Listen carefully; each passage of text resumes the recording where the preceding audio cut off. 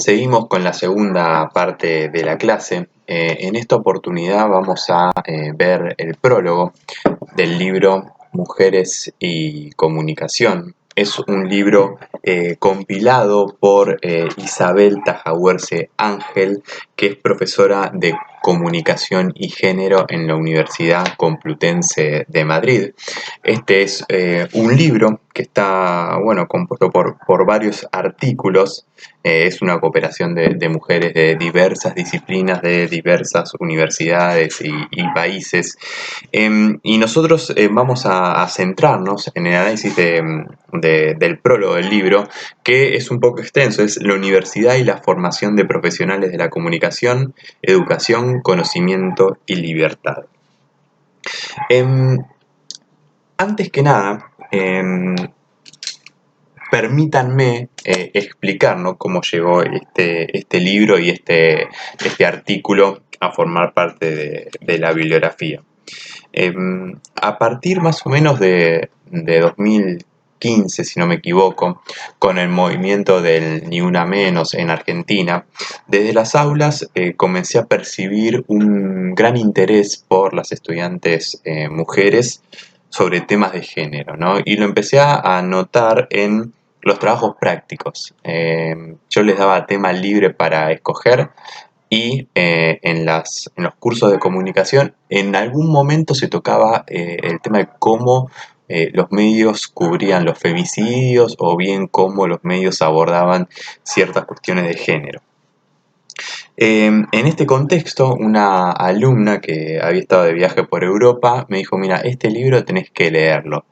Y yo le comenté, le digo: mira, Victoria, yo temas de género no trabajo. Me dijo: no, pero te va a interesar. Bueno, cuestión, me dio el libro, lo tuve por mucho tiempo. Y en un momento dije: me parece que es necesario comenzar a tratar este tema. Y cuando comencé a leer el prólogo me encontré con algo. A mí me gusta mucho cuando un texto de algún modo describe alguna problemática que yo encuentro, ¿no?, y pone en palabras eso que yo observo pero que no lo puedo eh, pensar con claridad. O me gustan mucho los textos cuando me muestran algo que yo no veo. Bien, o cuando ponen en palabras algo que yo veo, o cuando me muestran algo que no veo, pero que efectivamente existe. Y este texto me permitió observar que mi plan de estudios, mi bibliografía no tenía autoras mujeres, que era algo que yo nunca había pensado. Bien, entonces dije: wow, tal vez esto es más interesante y más relevante de lo que yo creía, y por una cuestión de haber nacido hombre, por una cuestión propia del patriarcado, yo no terminaba de percibir.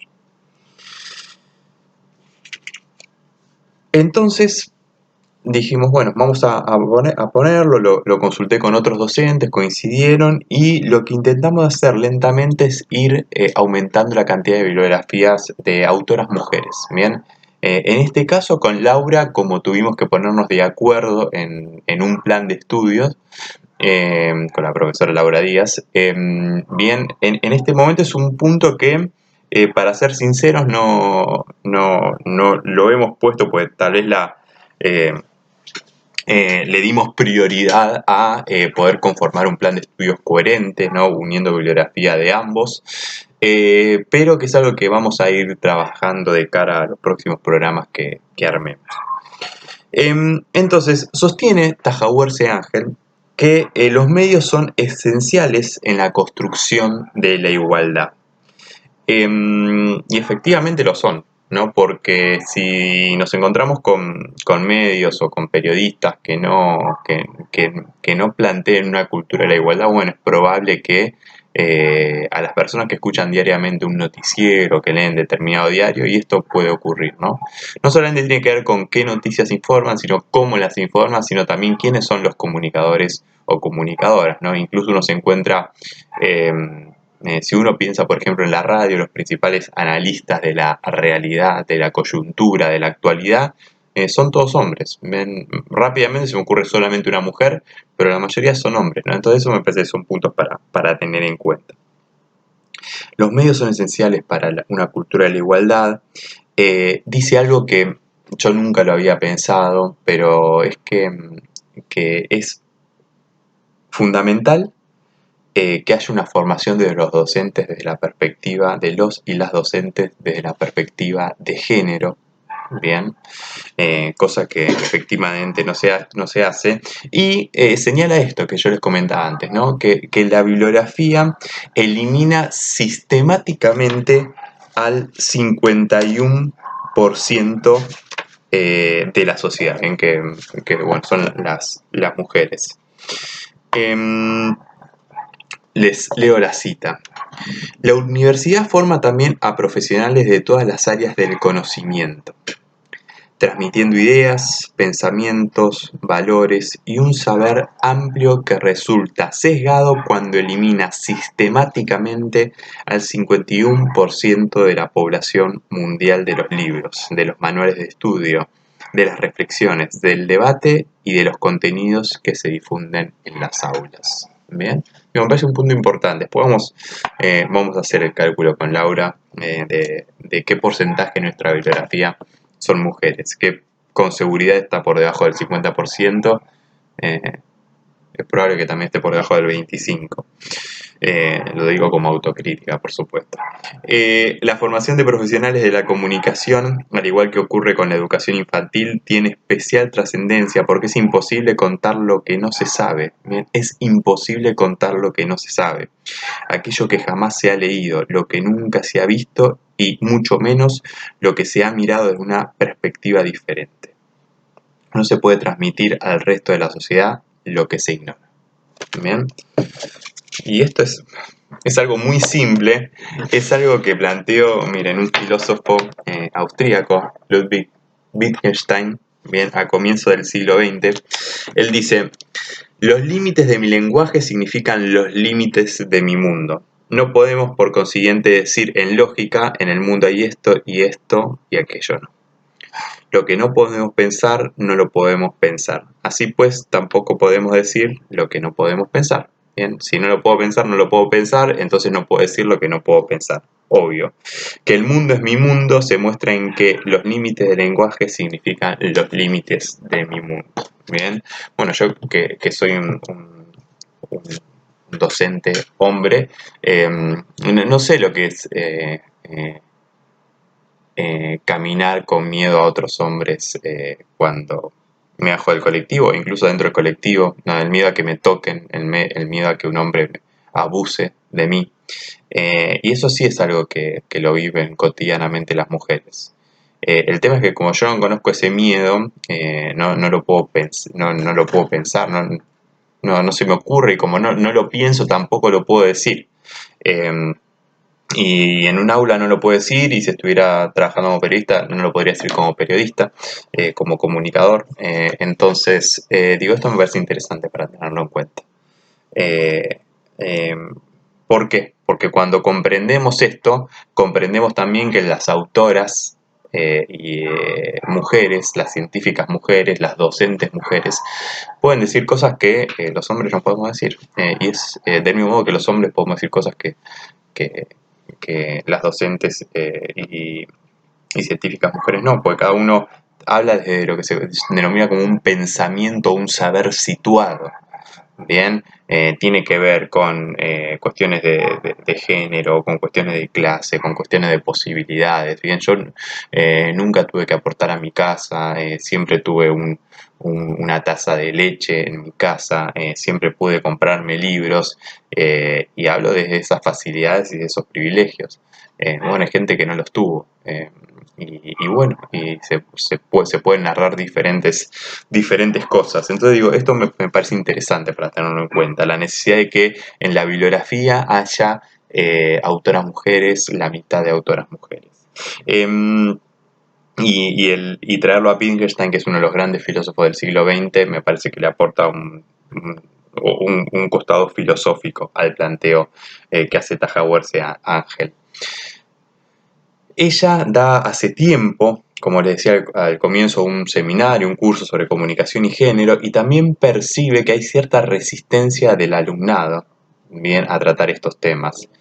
Yo con sinceridad en el último tiempo no me he encontrado con esa resistencia, pero sí les confío, les señalo que los primeros años, cuando dimos este texto, sí me encontré con esa resistencia, con esa incomodidad. Con el tiempo fue calmando, eh, pero es importante señalarlo, ¿no?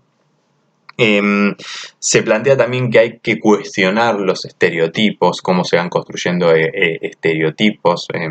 Ella lo plantea mucho en este vínculo, ¿no?, entre comunicación y educación. Se agrega que es preciso comprender y reconocer el trabajo de las mujeres. ¿Y por qué es preciso reconocer esto? Porque, bueno, porque son modos de transformar la realidad, bien, y que este trabajo de las académicas, de las autoras, de las científicas, es necesario incluirlo en los planes de estudio, ¿no?, que muchas veces tienen dificultades extras para ejercer su profesión. Eh, Señala algo interesante también que yo tampoco nunca había pensado, y es que la historia olvida conscientemente a las mujeres. Bien, cuando uno ve los relatos históricos siempre se encuentra eh, con héroes, con próceres hombres, pero muy rara vez se encuentra con mujeres, ¿no?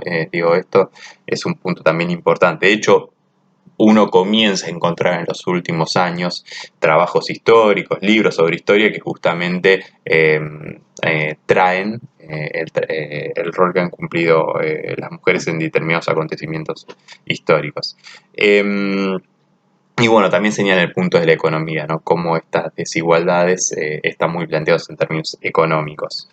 Eh, Se pregunta Tajauersen, para terminar su texto, por qué hasta cierto punto, hasta entrado el siglo XX, las mujeres fueron excluidas de la universidad, ¿no?